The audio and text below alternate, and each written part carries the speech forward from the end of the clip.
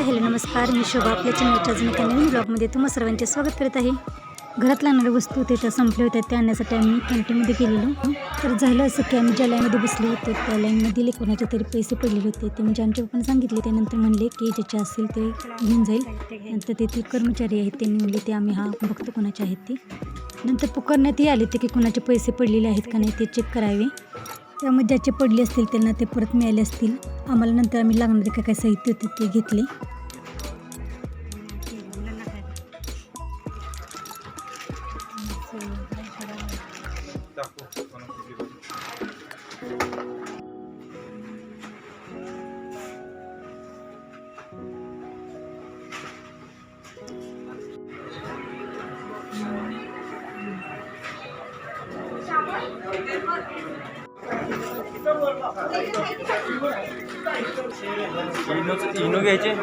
गरजेचे लागणारे वस्तू होते त्या आम्ही घेतल्या आणि नंतर येता वडापाव आणलेला. तो वडापाव खाल्ला. SBI बँकेमध्ये काम होते त्यामुळे आम्ही SBI बँकेमध्ये गेलेलो आणि बाहेर असताना आम्ही 3 वेळा तर ऊसाचा रसच पिलेला. प्रत्येक ठिकाणची वेगवेगळी ऊसाच्या रसाची टेस्ट करून चाललेली बघायची. चला भाजी घेतली, आता घरी जायचं. 3 बँकेत गेलो आम्ही. पहिल्यांदा SBI, नंतर HDFC, नंतर परत नंतर दांडे करायचे ना. मग ज्यूस पिले दवाखान्यात. नंतर डोक्याला तेल ज्यूस दिले पिले त्यांनी. येता भाजीपाला घेतला. 3 वेळा ज्यूस केला. हो माहिती. तर बँकेतली काही कामे होती आणि लागणाऱ्या काही वस्तू होत्या त्याही आणायच्या होत्या. त्यामुळे शाळेत गेल्यानंतर आम्ही आणायला गेलेलो. त्यामुळे मुलांचं चाललं होतं की तरीही मोठी आणलेली पपई चांगली पिकली होती त्यामुळे ती चिरून खाण्यासाठी अशा पद्धतीने चांगली चिरून वैष्णवीच्या पप्पांनी काढून खाण्यासाठी घेतलेली आहे. तर मुले शाळेतून आल्यानंतर मुलांनाही ऊसाचा रस पिण्यासाठी वैष्णवीचे पप्पा घेऊन गेलेले.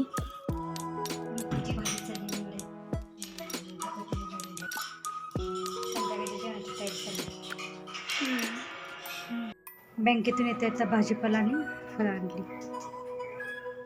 तांदूळ, नारळ, ही भडंग आहे, नाचणीची भडंग. सीताफळ, फ्लावर, मुलांचे शाळेतून आल्यानंतर ब्रेड सँडविच का ब्रेड पिझ्झा बनवायचा चालला होता. ब्रेड पिझ्झासाठी लागणारे सर्व साहित्य, कटिंग हे वगैरे काय असेल ते सर्व त्यांनी तयारी केलेली होती. आधी आणि जानू दोघे मिळून ब्रेड पिझ्झाची तयारी करत होती.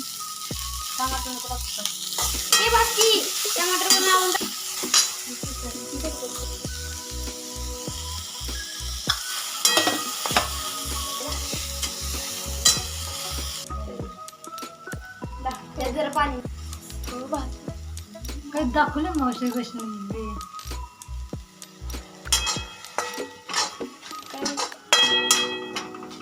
सोया चिली सॉस.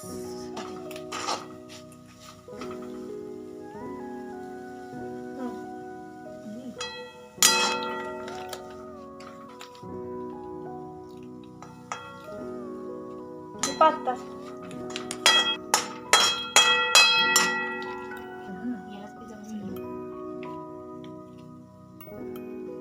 आपलं सिंपल पहिलं वापरायचं असते. हे टाकलंस.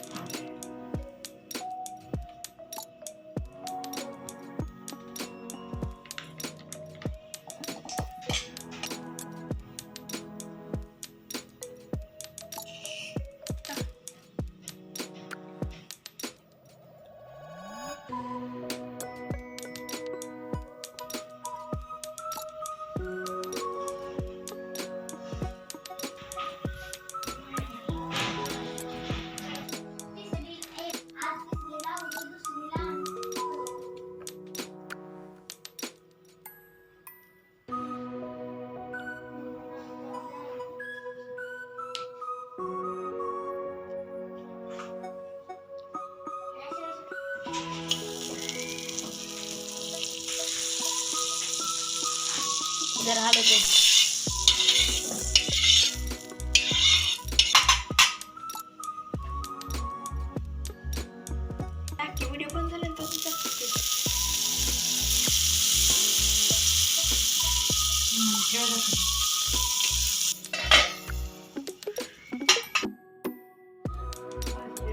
ऑर्गॅनो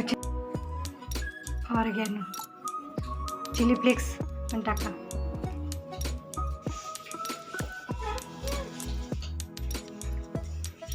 त्यात नाही टाकलं